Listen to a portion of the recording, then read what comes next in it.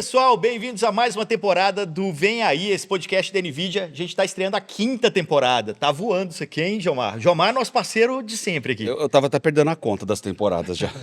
5ª temporada, esse é o primeiro episódio. Bom, já apresentei o Jomar, eu sou o Igor Lopes, estou aqui com vocês desde a 3ª temporada. Ainda tem mais temporada esse ano, hein? Deixa eu apresentar de uma vez o nosso convidado aqui, o Nelson Leone, que é CEO da Wise Labs e que tem muita história para contar. Vocês vão entender do que eu estou falando. Prazer ter você aqui, Nelson. Bom, obrigado demais pelo convite, obrigado, Jomar, obrigado, Igor, obrigado, pessoal da NVIDIA, pelo convite. Para a gente é uma honra estar aqui e bom compartilhar histórias.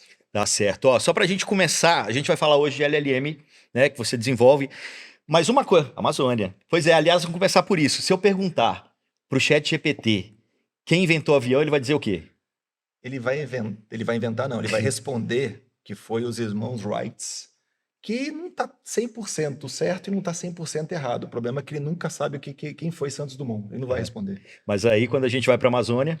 Ele não somente fala do Santos Dumont, como ele cita um pouquinho do irmão Wright, mas fala da importância do que representa isso para o Brasil e para o mundo. Pois é, na verdade é isso que a gente está falando aqui, né, Jomar? Você também conhece bastante o trabalho dele aí.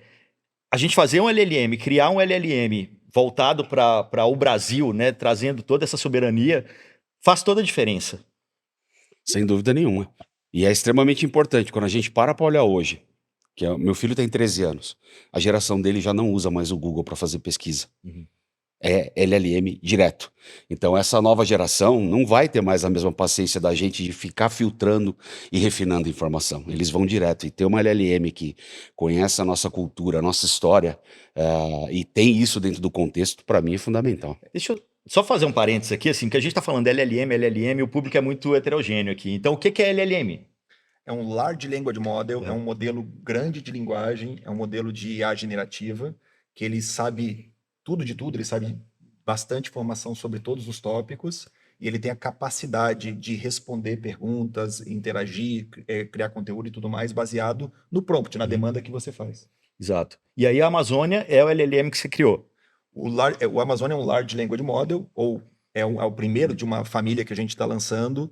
Ele é brasileiro, soberano, e o que vocês estavam falando agora, a gente usa duas palavras muito importantes. O primeiro é democratizar acesso, e o outro é sensação de pertencimento. Assim, a gente está acostumado no Brasil a gente acessar a tecnologia de fora, e tudo é baseado na ótica do desenvolvedor, na ótica de países como Estados Unidos, Europa. Então a gente sempre está consumindo alguma coisa que não foi criado para a gente, não foi pensado para a gente e não foi desenvolvido sobre a ótica nossa. Quando você começa a apresentar um conteúdo, quando você começa a apresentar uma tecnologia que você representa o que é ser brasileiro, representa as diferenças de cultura, as regionalidades, porque a gente não pode esquecer que o Brasil não é um país só. Eles são vários Brasis aqui dentro, de língua. Então, assim, a língua lá em Porto Alegre não é a mesma forma que as pessoas vão conversar em Tefé, lá no interior do Amazonas, e por aí vai. Então, você consegue entregar para as pessoas um senso de identificação para elas, sabe? E a gente viu na prática isso acontecendo. Teve uma menina que perguntou expoentes femininas negras brasileiras. Perguntou para o ChatGPT. 17 expoentes femininas da Amazônia colocou e perguntou, você quer mais? E ela falou, eu conheço essas. Legal. Essas, eu sou fã dela. Sabe, isso aí você está entregando algo que representa o que ela é. Então, o que a gente está tentando fazer, e fez, e vai continuar desenvolvendo para aprimorar, é entregar essa fonte de conhecimento e para consumir essas informações, mas de algo que represente efetivamente o Brasil. Como que faz o treinamento de um LLM desses? Bom, tem várias fases. Eu acho que essa é uma boa pergunta. A gente fez o que a gente chama de pré-treino, focado na língua portuguesa. Depois a gente fez um fine-tuning para aprimorar e não gastar também um monte de energia e processamento aproveitando de dados gerais. A gente consumiu muito conteúdo público brasileiro e muito conteúdo privado. Então, a gente adquiriu o que a gente chama de datasets, né? Então, e a gente procurou também... a gente é um pouco, assim, petulante, né? A gente chamou de Amazônia, a gente fala que representa um pouco o Brasil. Então, se eu estou representando a tecnologia brasileira, eu também não posso queimar o filme de ser brasileiro. Então, a gente respeita a regra do jogo. Então, a gente procurou comprar dataset porque eu respeito o direito autoral da pessoa. eu respeito o direito de privacidade da pessoa, que não é todo mundo que está respeitando. Então a gente procurou comprar muito conteúdo, também teve conteúdo sintético, e baseado nisso, a gente entendeu que o volume de conteúdo que existe no mundo de língua portuguesa, obviamente, não é o mesmo que tem de língua inglesa, é um negócio gigantesco.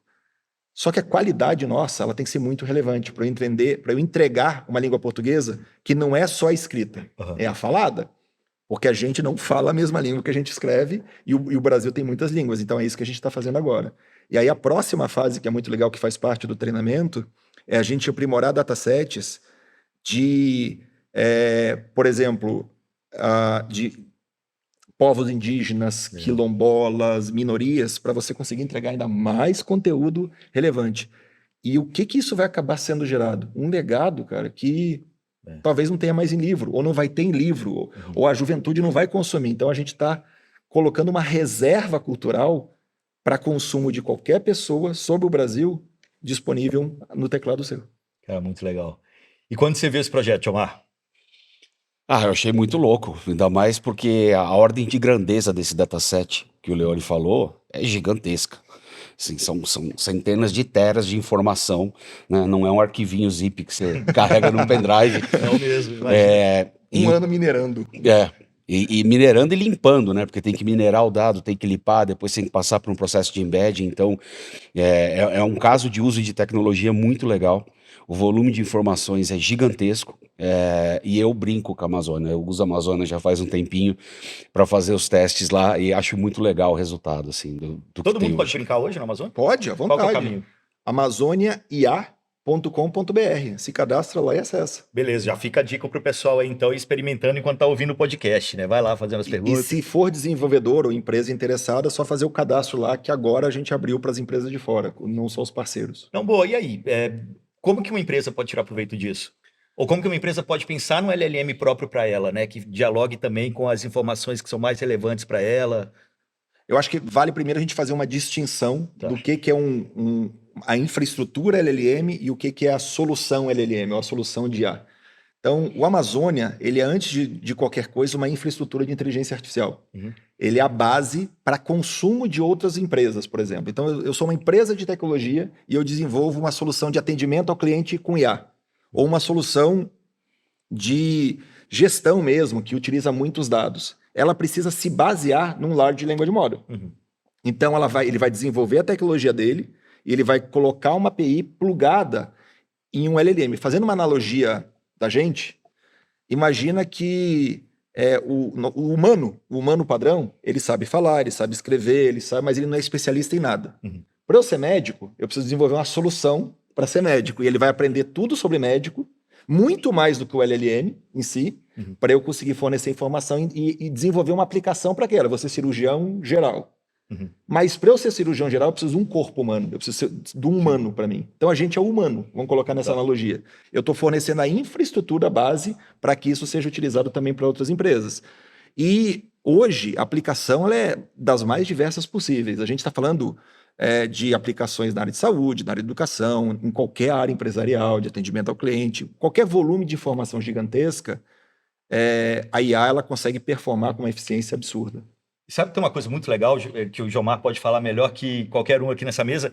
É essa coisa da tecnologia brasileira sendo vista com outros olhos pelo mundo, né? A gente tem aqui um exemplo.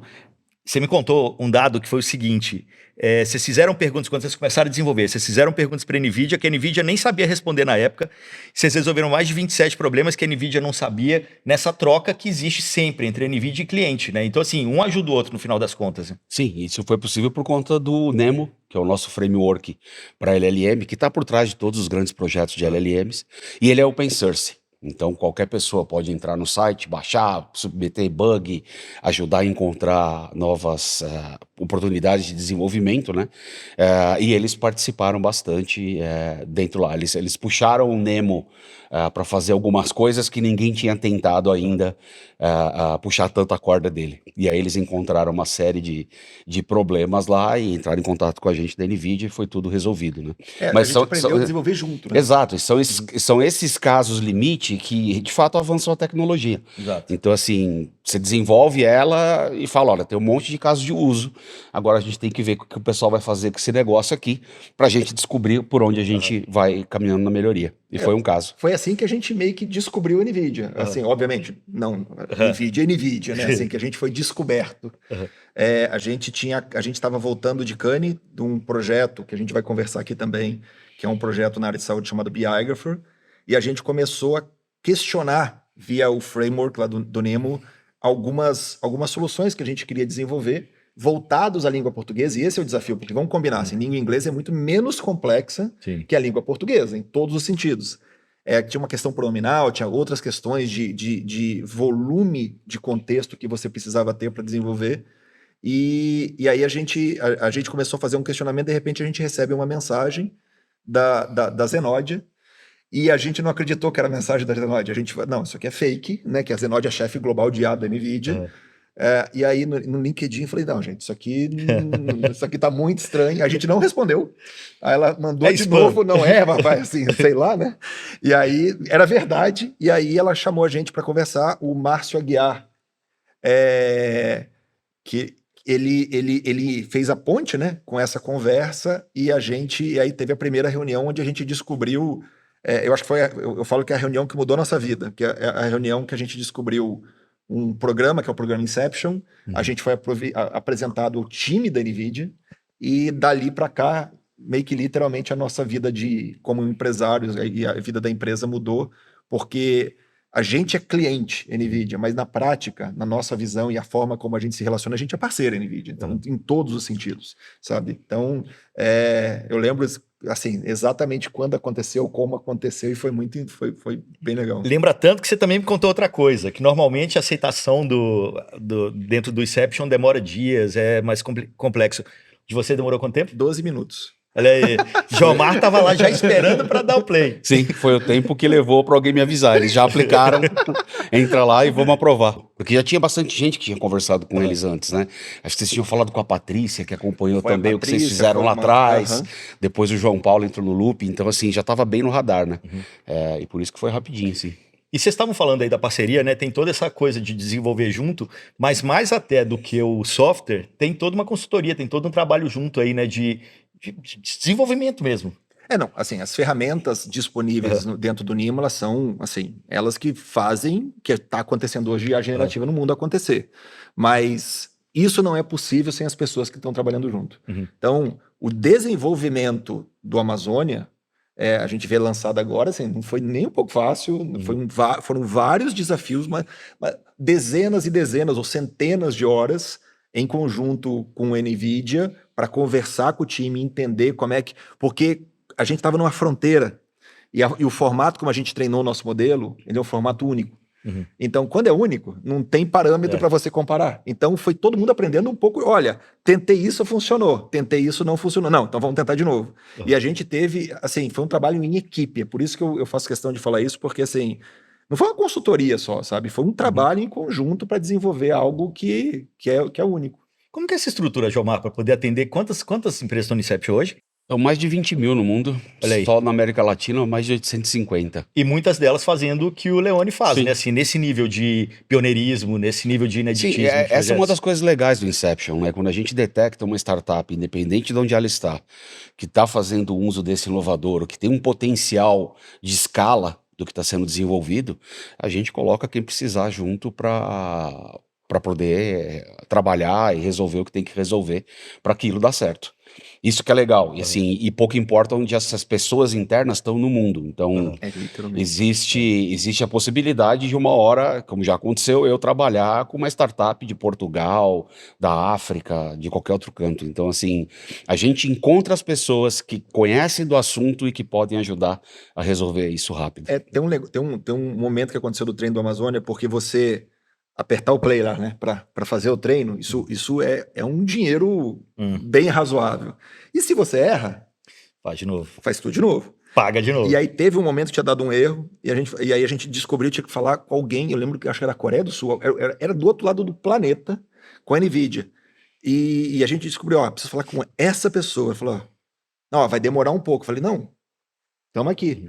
Quanto tempo? Assim, não, cara, acho que em 1 hora a gente consegue falar. Eu falei, demorar? Não, eu tava pensando que ia ser na outra semana. E eu falei, olha, é crítico porque eu não consigo girar.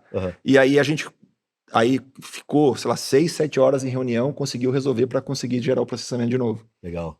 A gente está falando muito de Inception aqui, né? Inclusive, vão deixar um outro link para o pessoal, nvidia.com/startup. Se você tem uma startup, se você tem um projeto aí, quer desenvolver em parceria com a NVIDIA, é só se cadastrar lá e depois pentelhar o Jomar no LinkedIn, para ele poder aprovar rapidinho, igual foi com o ID Labs. Mas você estava falando aí, né, do processo de desenvolvimento também, Leone. Beleza, horas e horas, treinamentos, tiveram a parceria da NVIDIA, mas logo depois não, algum tempo atrás vocês estabeleceram mais uma parceria, que foi com a Oracle. Quando que isso aconteceu e como que isso trouxe benefícios para vocês? Bom, isso aconteceu por culpa do Jomar e time também. Então, assim, a NVIDIA, essa é uma outra questão. Então, para quem tá startup que está olhando, o Inception não é... A NVIDIA não está tentando vender nada para gente. A NVIDIA está tentando fazer com que o seu negócio decole junto com você e resolva e te dê as principais orientações para que aquilo acelere. E dentro do contexto, a NVIDIA também ela é uma ponte para conexão com outros parceiros estratégicos. E aí, a NVIDIA nos apresentou a Oracle, que estava no momento certo, na hora certa, para receber um parceiro que nem a gente. E o Amazônia, ele acabou sendo desenvolvido a 6 mãos, que a gente fala. Então, a Wide, a NVIDIA e a Oracle. Então, e trabalhamos em conjunto. Literalmente em conjunto. Então, eram reuniões, era trabalho. Eu lembro que a gente chegou a contar no Slack, num momento lá que a gente estava conversando, eram 19 pessoas da Oracle, acho que 18 ou 17 da NVIDIA ao redor do mundo, só num tipo de solução que a gente estava desenvolvendo, e todo mundo dedicado a conseguir desenvolver aquele projeto. Então, eu acho que para a gente, e quando a gente fala dessa parceria, essa orientação, as ferramentas que você acaba tendo uso, né, a possibilidade de utilizar dentro da NVIDIA, mas principalmente esse networking, né? Então, que, assim, não é fácil essa ponte, assim, não é que a gente chegou lá, eles deram um e-mail, manda um e-mail para fulano de... Não. Você precisa conhecer essa pessoa, vão marcar uma reunião e aí a ponte está feita e as coisas acontecem. Legal. Perguntar alguma coisa? Não, o Inception é isso. É isso que a gente faz bastante, né, com as startups. O que você falou de orientação, né, é super comum, assim, encontrar startup, algumas delas que eu tenho um contato mais direto, né, e assim, a gente bate um papo uma vez por mês e os caras falam, essas reuniões são boas e são ruins. São boas porque a gente tira um monte de dúvidas, e são ruins que a gente sai com um monte de lição de casa para fazer. Né? Mas a quantidade de software, de SDK, framework, ferramenta que a gente tem na NVIDIA para desenvolvimento é muito grande. E tá tudo fresco na nossa cabeça, mas não necessariamente na cabeça das startups. Então, essa proximidade ajuda bastante, porque a gente encurta muito o tempo que eles levam para encontrar o caminho certo para seguir com a tecnologia. Não, é a mesma coisa aqui, ó. De repente, né? São tantas soluções que a gente realmente não sabe que já tem algo que pode ser usado para melhorar determinado negócio. Como você falou, tá na sua cabeça, você encurta o caminho ali e conecta, né? Então facilita bastante. E o pessoal fala, né? E sai com lição de casa, né? Porque acaba tendo que estudar bastante, mas pelo menos estuda algo que é diretamente aplicável. Leone, falando de futuro, assim, a gente tem uma Amazônia. O que dá para esperar a partir desse lançamento daqui para frente? O que passa na sua cabeça? Assim, como que é a evolução da empresa? Bom, a Amazônia ele é o nosso primeiro modelo, um modelo grande que a gente lançou. A gente agora já nas próximas semanas a gente vai ter mais 3 modelos lançados menores. O que a gente chama de... Tem um nome melhor, mas por enquanto é Amazônia Mini, é uma Amazônia menor. A gente tem um modelo focado em OCR também, que é para imagem, para conseguir ler sei lá, scanner de documento e tudo mais. Tem um modelo de texto para voz para texto, em português brasileiro, que é o grande desafio para todo mundo. Esse tá surreal, porque tem os regionalismos também. Então, eu acredito que para a gente, e para nossa surpresa, a gente tem uma outra grande profissional da NVIDIA chamada Shilpa, que ela é a chefe global do AI Nation, que é um outro mundo que a gente está começando a se aventurar, e a gente descobriu, e pela discussão toda, que essa discussão de soberania, ela não é uma preocupação só brasileira, ela é uma preocupação de todos os países, porque inteligência artificial, ela gera uma dependência tecnológica. depender tecnologicamente de algo que você não pode, se for desligado, o seu país fica vulnerável ou não, isso gera preocupações de segurança nacional, não é só privacidade de dados, é segurança mesmo. Então, o que a gente desenvolveu junto com a NVIDIA é a possibilidade de replicar soberania. Então, olhando para o futuro, eu vejo a família Amazônia em vários outros modelos multimodais. Então, a gente vai ter vários modelos, sem dúvida nenhuma, daqui pelos próximos meses, algumas dezenas deles, mas a família Amazônia também vai crescer de nome. Então, a gente já vem em conversas e a gente acredita que na América Latina, na África, principalmente onde os países do hemisfério norte não estão olhando tanto, as empresas, as big techs não estão olhando tanto em relação a isso, que desenvolvem soluções que nem a nossa, a gente pretende estar presente e dando a oportunidade desses países, dessas instituições e outros países terem a sua soberania. Da mesma forma que eu quero que tenha a ótica brasileira, com certeza uma família, um executivo, alguém lá da Colômbia, ele gostaria de ter a ótica dele. Claro. E isso representa aquela mesma coisa que eu falei, de democratizar acesso, sensação de pertencimento. Então é isso que a gente também está trabalhando. Então é uma empresa brasileira que quer se consolidar aqui no Brasil, mas não está perdendo o olho para ir para a América Latina e África. Que legal. Mas quando eu falo assim, beleza, tem a Amazônia, tem toda essa questão da soberania, os dados todos no Brasil, né, todos hospedados aqui também, perfeito, dá para entender. Agora, pensando do lado da empresa, como que ela pode usar esses dados aí, ou usar esse LLM para resultado de negócio mesmo? De repente, sei lá, um atendimento, um chatbot que quando for alguém do Recife falando, ele vai responder com as perguntas, com o palavreado de lá, um pouco disso? O que dá para fazer? Eu acho que vou dar 3 exemplos básicos, que são 3 soluções que a própria Wide Labs tem, tá? Então, vamos falar primeiro de uma indústria, de uma área específica, que é a área jurídica. Tá. Que muitas empresas grandes têm seu departamento jurídico e tem todo o judiciário que, digamos, não está up-to-date em relação a processo. Ele está um pouquinho atrasado normalmente. Talvez alguns anos. Inclusive, tem muito volume de informação e processos necessários. E, fazendo uma brincadeira com a palavra, a gente é bom de processamento, né? A gente é bom de consumir essas informações e gerar resultado. Então, o que uma IA no jurídico ela pode fazer? Ela pode analisar documentos que humanamente é impossível no tempo e na qualidade dessa análise, porque não vai se perder uma palavra, uma vírgula, vai conseguir fazer um resumo de um processo e ganhar muito tempo de análise. A gente, por exemplo, ganhou edital de licitação do Ministério Público do Rio Grande do Sul. Palavra do próprio subprocurador, ele fala, cara, por mais que a gente queira e está dedicando o máximo possível, eu não estou cumprindo 100% a minha missão, porque eu não tenho braço necessário para isso, é impossível. A IA, ela consegue fechar esse gap, ela consegue agilizar toda a parte burocrática e processual e deixar tempo para as pessoas usar o brain power delas para tomar decisão, para efetivamente fazer análise do que já foi analisado básico, então tomar as decisões.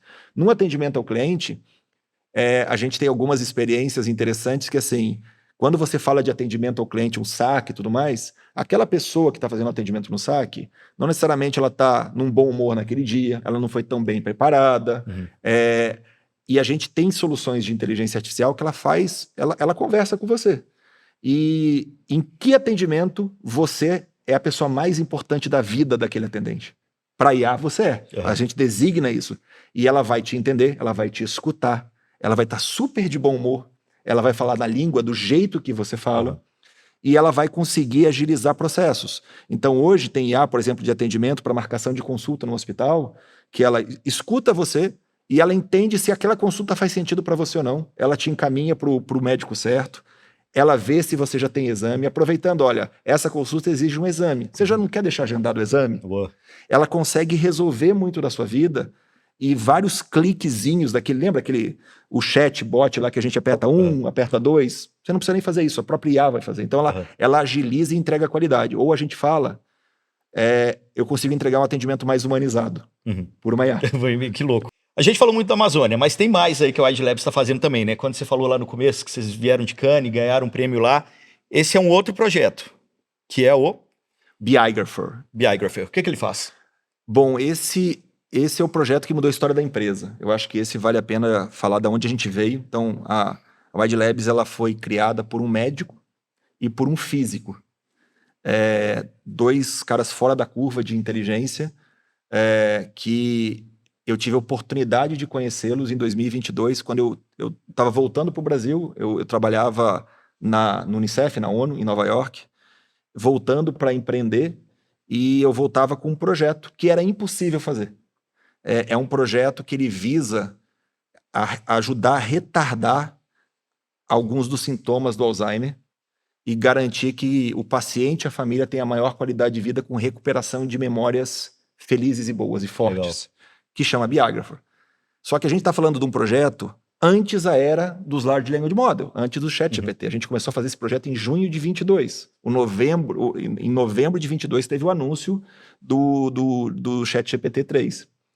Então, eu conheci eles, tinham falado que era impossível fazer, e o que era o projeto? Era uma IA que entrevistaria o paciente e os seus familiares e amigos, baseado naquilo, identificaria quais eram as histórias relevantes e fortes, completaria essas histórias com contextos do dia, do time, né, porque é uma biografia, escreveria a biografia, escutaria a voz do paciente, com a pessoa fez a gravação da voz, transcreveria aquela voz, aquele texto dela, sintetizaria a voz e faria com que essa pessoa pudesse contar para ela mesma todos os dias as histórias que ela está esquecendo. Legal. E reforçar essas histórias.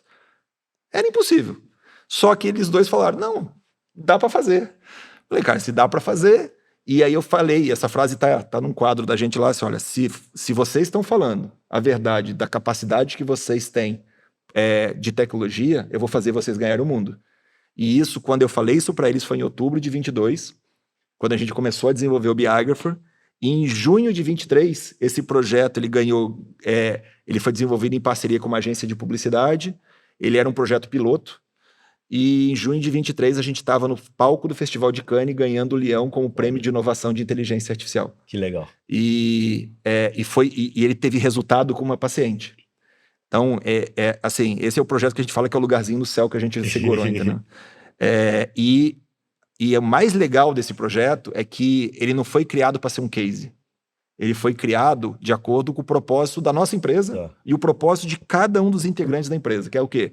Desenvolver tecnologia para gerar impacto real na vida das pessoas. Então, a gente não...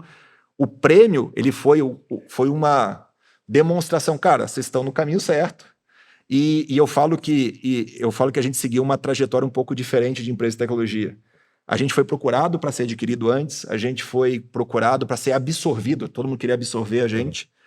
E a gente entendeu, e como eu vim, e aí da minha história, vim muito mais do ramo de comunicação, falei, pô, a gente pode ganhar visibilidade de certas formas. Estar no palco de Cannes é uma forma que acaba ganhando visibilidade para o mundo todo, e a Wide foi apresentada ao mundo por meio desse projeto. Que legal. E quando você fala assim, era impossível de fazer, quando a gente olha para hoje, né, Jomar, assim, quantas possibilidades surgiram a partir do desenvolvimento da inteligência artificial? A gente está falando aqui, né, no caso de que nunca poderia ter sido feito, de repente hoje já é, e eu acredito que no Inception, vários dos projetos ali não seriam possíveis de ser executados talvez 3 anos atrás. Sim, a NVIDIA conseguiu evoluir nos últimos anos, entregar 1000 vezes mais performance de IA para inferência. E ao mesmo tempo que a gente reduziu drasticamente o consumo de energia disso tudo.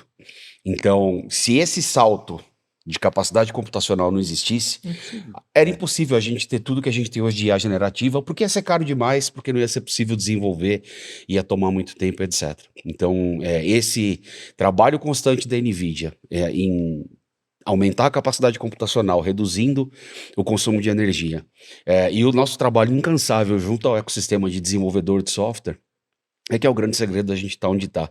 Há uns tempos atrás eu ouvi gente falando assim, a NVIDIA está surfando a onda da IA.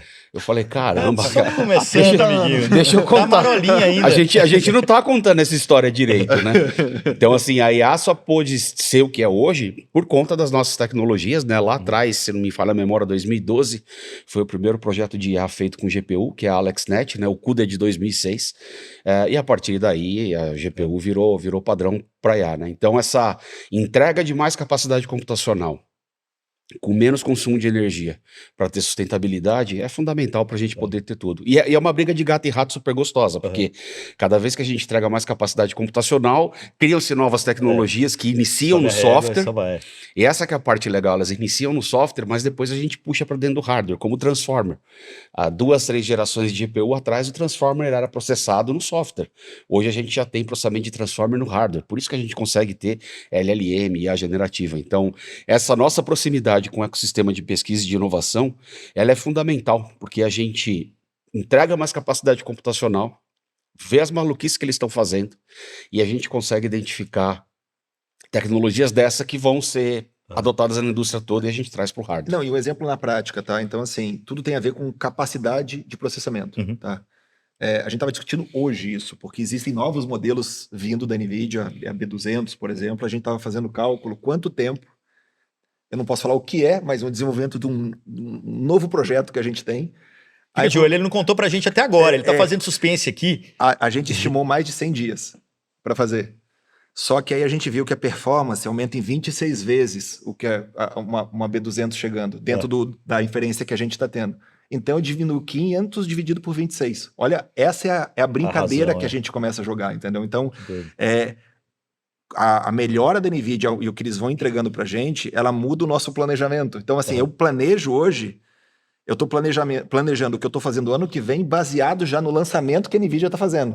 Porque se não tiver essa nova máquina, não vale a pena para mim fazer. Não vale, não tem como. Porque como o custo não é que o custo aumenta 26 vezes, pelo contrário. Então, na verdade, ele reduz tempo, custo para mim, e ele me gera capacidade de processamento muito maior para conseguir entregar o que eu quero. E eu fico pensando nessa coisa do planejamento que você estava falando, né? Ali em cima, antes da gente começar também, você estava contando. Estou desenvolvendo um novo projeto, quanto tempo vai demorar? Não sei, a primeira vez que estou fazendo, não sei quanto tempo vai demorar, mas ao mesmo tempo já tem que marcar a data de lançamento do produto. E aí você tendo a data de lançamento, você tem a obrigação de lançar dentro daquele prazo. E aí gato e rato de novo, né? Bem-vindo ao mundo do software, é assim que a banda toca.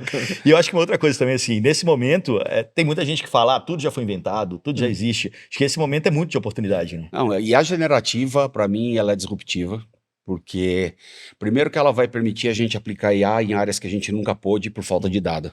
Então, o Leone contou do dado sintético. A aplicação da geração de dado sintético vai revolucionar muitas áreas de pesquisa, principalmente medicina. Porque hoje, para você ter um dataset de exames de imagem, por exemplo, você leva décadas. E a gente não tem décadas para descobrir ou para aplicar tecnologia em algumas doenças, né? Questão climática é outra, né? A aplicação dessas tecnologias para o clima. E a gente acho que está ainda, para mim, não estamos vendo nem a ponta do iceberg do que a generativa vai mudar. Agora, tem um aspecto que eu acho que é fundamental levantar sobre essa questão de ter uma IA que fala português e que conheça contexto, etc. Na década de 90, a gente teve a grande quebra do paradigma de interface homem-máquina computacional quando a gente teve Windows. Interface gráfica, já tinha Mac, já tinha outras coisas antes, mas aquilo virou padrão. Então as pessoas passaram a usar um computador porque era fácil, só precisava de um mouse e de um teclado, era intuitivo. A gente está vivendo uma segunda transformação agora. A interação de computação com seres humanos vai ser feita através de linguagem natural, escrita e voz. Isso, para mim, vai ser a nova interface de comunicação. Então, a partir do momento que você consegue ter algo que respeita a nossa cultura, o nosso jeito de falar, é super importante. Porque não é um acessório que eu vou lá fazer uma pergunta, etc e tal, né? Essas tecnologias, elas vão ser a nossa forma de interagir com o mundo da computação nos próximos anos. E isso, ele mata um gap que é muito... Que assim, a gente... Não é só complexo de vira-lata que o brasileiro tem, mas às vezes são falta de oportunidades que a gente tem. Então, a gente tem mais ou menos a mesma faixa etária, a gente não estudou com internet no ensino fundamental, no ensino médio, mas os nossos colegas de idade dos Estados Unidos estudaram. E o fato de simplesmente você ter acesso a uma tecnologia, ele te dá a oportunidade de sonhar um pouco mais, de desenvolver um pouco mais, de arriscar alguma coisa, porque você ganha escala nisso, né? Então, até falando do futuro, um dos nossos objetivos é democratizar acesso, no sentido assim, se eu tiver cada adolescente tendo a oportunidade de interagir codar, programar, usar prompt, desenvolver alguma coisa, mas que gere identificação com a língua dele, com a cultura dele, eu estou dando uma oportunidade que ele nunca teve antes na vida. Então, a gente não sabe as consequências boas do que a gente está gerando agora nessa juventude que está chegando agora. Uhum.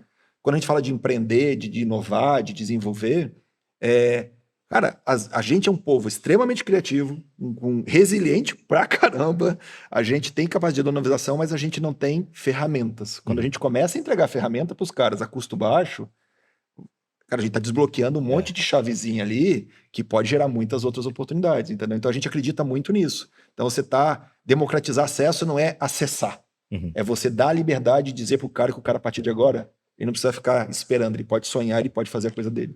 Eu falo que essa turma nova já vem com outro codec instalado, né? Porque na cabeça. Não, completamente diferente.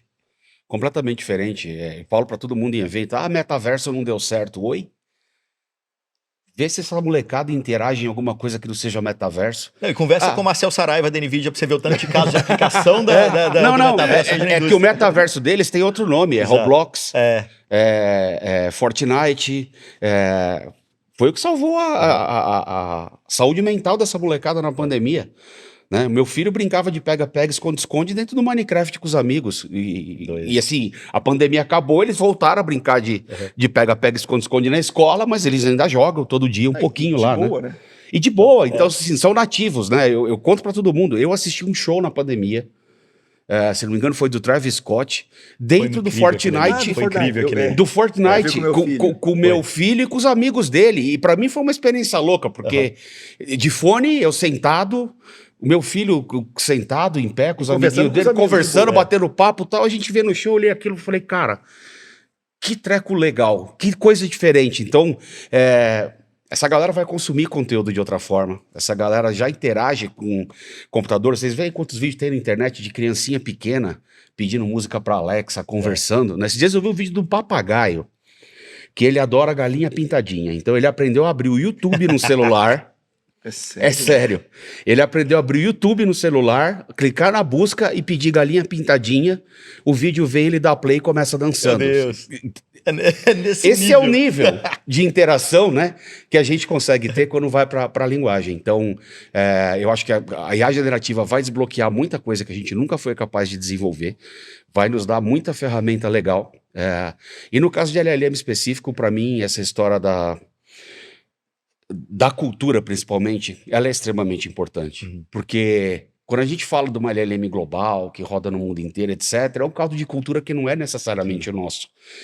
E do ponto de vista sociológico, você corre o risco de fazer com que a humanidade inteira, a sociedade inteira se comporte dentro de um padrão pré-definido, que é o que está dentro daquela LLM. Então, assim, você começa a perder valor cultural, você começa a perder muita coisa. Tem um risco muito grande, né? Apesar de ser muito rico, tem um risco muito grande nisso. Então, essas iniciativas de desenvolvimento são, para mim, fundamentais. A gente já conversou aqui no podcast também sobre estudo de linguagens indígenas, tanto que isso trabalha a questão cultural mesmo de vários povos, né? Nesse caso, hoje, a Amazônia está ali falando português, mas vocês estão implementando essas... Já estão também fazendo isso. Mas não tá disponível ainda para as pessoas, mas sim, para... povos, línguas indígenas, quilombolas. E coisas que estão morrendo, né? De repente. E que não tem. Na verdade, assim, já não tem muito conteúdo em relação a isso, não tem muito registro disso. Aliás, isso é um baita de um trabalho. Quer trabalhar com tecnologia e não quer mexer com tecnologia? Se você começar a produzir conteúdo relevante, cultural, linguístico, em relação a esses acessos que não está disponível, isso vai ser de consumo, com certeza, de empresas como a nossa, que a gente está precisando cada vez mais mergulhar fundo na nossa cultura, que é um pouco disso aí, né? Para você entregar efetivamente soberania. Boa. Vamos mudar de capítulo aqui agora, porque tem um último assunto que o Jomar queria muito conversar sobre isso também, que é o seguinte: o Leone já falou aqui algumas palavras que eu acho que dão a dica. A primeira delas, resiliência, depois falou que trabalhou na ONU, o cara tá essa coisa da soberania. Isso tudo, no final das contas, tem uma origem... Tem. Que eu vou deixar pra você contar. Tem, e é engraçado que na época eu acompanhei a história, né? Vou dar só spoiler, galera. Todo mundo tem que ir na Amazon comprar o livro dele.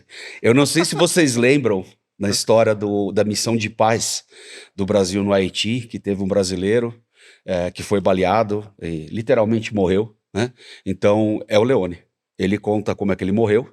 Mas, Gilmar, ele tá Matou aqui. é. Vocês vão ter que ler o livro. É sensacional. É uma história muito legal mesmo de resiliência. Acho que tem muita lição para a vida ali. Realmente eu recomendo ler o livro dele. A gente tem um herói brasileiro aqui e ninguém reconhece. A gente não costuma dar valor para essas coisas, né? Mas lendo o livro lá é bem legal. Eu tive muitos amigos, Leone, que serviram no Haiti e durante bastante tempo, assim. Então eu conheci as histórias lá de dentro, né? E depois, quando eu liguei o nome da pessoa, eu falei, cara, tenho que ler o livro dele. É muito bom. Eu já baixei aqui a prévia para poder chegar em casa e dar uma lida também. Recomendo. Mas, ó, você era paraquedista do Exército, de repente tá trabalhando com tecnologia, como é que foi esse pulo? É uma longa história, mas Tá lá no livro, vai só dar spoiler, né? Mas resumindo, eu acho que tem tudo a ver. E eu vou explicar, acho que em poucas palavras, o que significa isso. Então, assim, eu fiz academia militar, eu era oficial do Exército, aliás, sou aposentado do Exército, e a questão do Haiti, eu fui para aquela missão. Lembra que eu falei um pouco de propósito? Uhum. Então, eu tinha o propósito de levar a paz para aquelas pessoas. Então, você sempre tem arraigado um pouco disso aqui, né? Então, eu tive a oportunidade, enfim, teve o tiro, e aí tem toda uma história em relação a isso, fiquei 2 anos e meio internado, e nesse processo de reabilitação minha, eu já estava ficando um pouquinho mais velho, eu tomei o tiro com 26 anos. O que você vai fazer na vida? Eu já tinha 29 quando eu saí do hospital. Com 30 anos de idade, começar uma carreira nova não é uma coisa tão simples, em nenhum lugar do mundo. Uhum. E aí eu olhei para um negócio chamado redes sociais, que estava começando, não sei se eu vou falar. Oh. Eu falei, cara, isso aqui pode ser, e eu não estou tão atrás disso em relação a outras pessoas, porque está tudo começando. E aí eu trouxe a minha capacidade de resiliência, que eu estava treinando sobreviver, de liderar e tudo mais. Eu acabei criando as redes sociais do Exército, que bombaram, e aí eu fui chamado para trabalhar numa agência de publicidade, para cuidar de contas grandes. Acabei tendo uma carreira meio que meteórica lá, como diretor América Latina de redes sociais. E depois disso, num trabalho que a gente fez para o Unicef, eu fui convidado por Red Hunter ali para participar do processo seletivo de ser o chefe de comunicação digital do Unicef no Brasil. Passei, e ali e para mim era emblemático, porque eu fui capacete azul da ONU como militar, e eu estava voltando para a ONU, agora como direitos humanos, para levar a comunicação e espalhar. E aqui no Brasil eu tive a oportunidade de trabalhar com a resposta ao Zika, não sei se você lembra, e tive o meu primeiro contato com Machine Learning e Inteligência Artificial, onde a gente criou uma solução no Messenger do Facebook, onde você poderia interagir com as pessoas. Ele foi feito para vítimas de sexting. Sexting é uma violência sexual online, que normalmente meninas recebem com que elas vazou um nude, alguma coisa, chantagear. E a gente teve 1,5 milhões de adolescentes utilizando. E aí, depois disso, eu acabei tendo a oportunidade de ganhar uma promoção e fui ser o chefe global de engajamento digital do Unicef em Nova York, e sempre com esse propósito de impactar. Quando eu retorno para o Brasil, eu lembro que quando eu saí do Unicef, e a gente saiu no meio do Covid, também por questões familiares, todo mundo estava com medo de perder alguém, eu falava para minha esposa assim, olha, eu vou sair de um lugar que gera impacto real na vida das pessoas, mas isso não vai mudar. Eu vou ter que criar alguma coisa que gere. Quando eu conheci o Marcelo e o Malossi, e o Biaggi, eu acho que monta isso tudo, ele exemplifica disso, ele é um dos exemplos, então a gente também tem um projeto de adoção e tudo mais, ele não tira essa parte. Então, eu falo que a minha história acabou forjando o jeito que eu vim. Então, por exemplo, assim, falar hoje que o Biaggi está em estudo clínico para ser implementado no SUS, é um orgulho que eu sei, eu vou impactar outras milhares de pessoas com uma tecnologia, mas tudo tem uma razão de ser. Então, a minha história acabou fazendo com que eu chegasse aqui. Eu sou um startupeiro normal? Com certeza não. Mas não tem um padrão. O que eu sei eu acredito que tudo que aconteceu comigo acabou me dando as capacidades e o formato de estar no lugar certo, na hora certa agora. No último ano, o que eu escutei de falar, olha, teve um alinhamento de astros e vocês estão no lugar certo, na hora certa. Eu falei, cara, não é coincidência isso, sabe? Então, cá estou eu. Esse é um pouquinho da história. Perfeito. Quem quiser conhecer a história inteira, vai lá na Amazon. Leone, Life After Life é o nome do livro. Só procurar. E para experimentar a Amazônia IA, de novo o link. www.amazoniaia.com.br ou na Wide Labs, widelabs.com.br. Perfeito, fica a dica. Isso aí. Nelson Leone, CEO da Wide Labs. Jomar Silva está aqui sempre com a gente, gerente de relacionamento com desenvolvedores da NVIDIA. Prazer ter vocês aqui. Prazer Obrigado demais. mais uma vez pela conversa. A gente se encontra no próximo episódio.